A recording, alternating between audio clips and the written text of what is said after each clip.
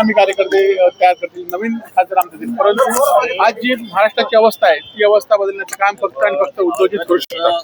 पण तुम्ही देखील विरोधात 2.5 वर्ष काढली. खासदारांचं काही खासदारांचं म्हणणं आहे की निधी मिळत नाहीये, विकास महत्वाचा आहे, भावना महत्वाची आहे. ज्यावेळी हे निवडून आले त्यावेळी पंतप्रधान मोदी होणार हे लोकांना पण माहिती होतं आणि त्यामुळे ह्यांना विरोधी पक्षाचे खासदारच म्हणून लोकांनी निवडून दिलं होतं आणि त्यामुळे विरोधी पक्षाच्या लोकांकडनं मोठी अपेक्षा तिथल्या जनतेची नव्हती, फक्त आणि फक्त या प्रवृत्तीच्या विरोधात आणि निष्ठावंत म्हणून लोकांनी त्यांना निवडून दिलं होतं आणि त्या अपेक्षेला त्या पूर्ण होऊ शकत नाहीत. ते फक्त आणि फक्त कारण सांगतायत की आपल्या स्वतःच्या स्वार्थासाठी त्यांनी पक्ष बदललेला आहे. कोकण बालेकिल्ला समजला जात होता, त्या ठिकाणी देखील खासदार नाहीये. आता मराठवाड्यातले 3-4 खासदार जे आहेत ते सोडून गेले. शिवसैनिक म्हणून काय पद्धतीने शिवसेनेची एका आमदारापासून सुरुवात झाली होती. आज शिवसैनिक ठाम आमच्या पाठीशी आहे, जनता पाठीशी आहे. निश्चितपणे हे वातावरण काही दिवसामध्ये बदलेल. साहेब ओमराजे निंबाळकर म्हणतात मोठ्या धर्मसंकटात आहे. नाही, खरं तर ओमराजेंनी एक लक्षात घेतलं पाहिजे की त्यांना मंत्री होणार, सत्तेत जाणार म्हणून त्यांना लोकांनी निवडून दिलं होतं. तर या सगळ्याच्या प्रवृत्तीच्या विरोधात लोकांनी दिलं होतं आणि त्यावेळी विरोधी पक्षातच बसणार अशी लोकांना पण माहिती होतं की आपण जे खासदार निवडून देणार ते विरोधी पक्षात बसणार आहेत. असं असताना आता सत्तेसाठी तुमच्याकडे विकासासाठी आता ही कारणं सांगणे अत्यंत चुकीचं आहे आणि ओमराजेकडनं सामान्य आणि तरुण शिवसैनिकांच्या मोठ्या अपेक्षा आहेत.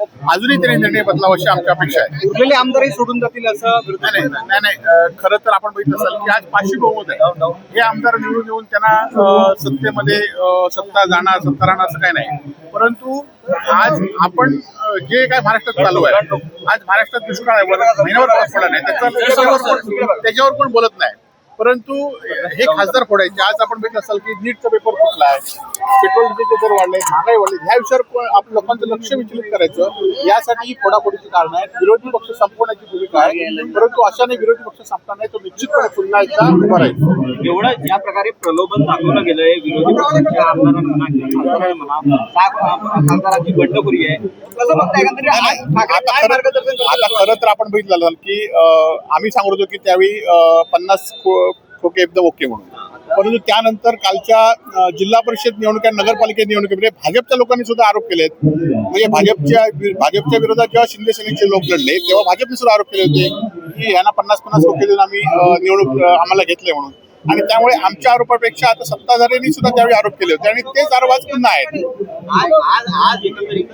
नाही, आज ठाकरे साहेब उद्धवजी प्रत्येक मेळाव्यामध्ये प्रत्येक वर्धापन दिनामध्ये एक महाराष्ट्राला हे देत असतात.